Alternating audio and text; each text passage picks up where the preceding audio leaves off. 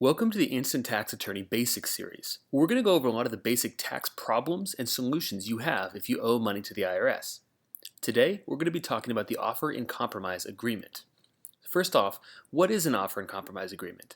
Well, it's basically a program by the IRS that in reality is a customized agreement between you and the IRS to pay back whatever tax debt that you have in any amount that they can realistically receive back.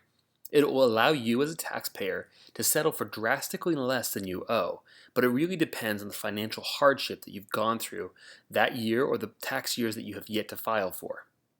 How much can you save with an Offer in Compromise Agreement? Well, that completely depends on your situation, and they will take into account everything from your income to expenses, your liabilities, to determine what amount they can realistically get back.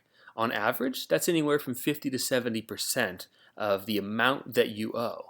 But we commonly see savings of up to 99%. So that means if you owe $100,000 in back taxes, you could be realistically paying only $1,000 of that and have it be completely legal with the IRS. So what are your chances of being accepted into the Offer in Compromise program?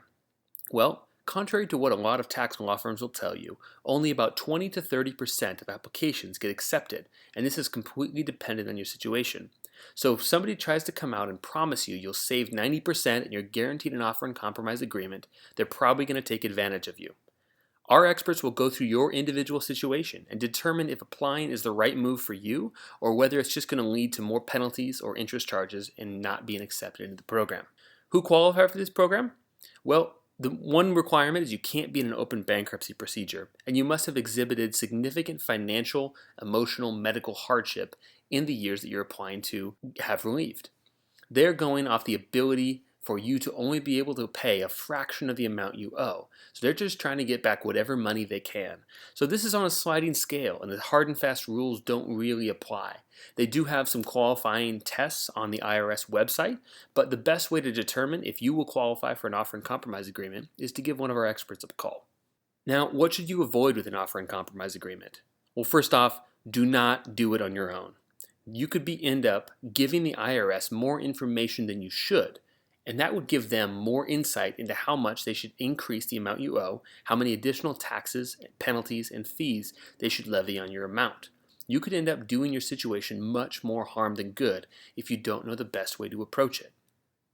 What should you do now if you're interested in potentially qualifying for an Offer in Compromise? Well, you should really give our experts a call. We have decades of combined experience and have gotten hundreds, if not thousands, of our clients into great Offer in Compromise agreements where they've saved potentially up to 95%. Heck, some even saved 99, even just about everything they owe that they will now legally, and they have legally, not have to have paid back, which is incredible savings. So if you really think you can qualify for an Offer in Compromise, or if you just have questions whether or not you should, please give our experts a call now and we'll talk through your individual situation. In just 15 minutes, we'll tell you exactly what you need to do and what you can expect going forward.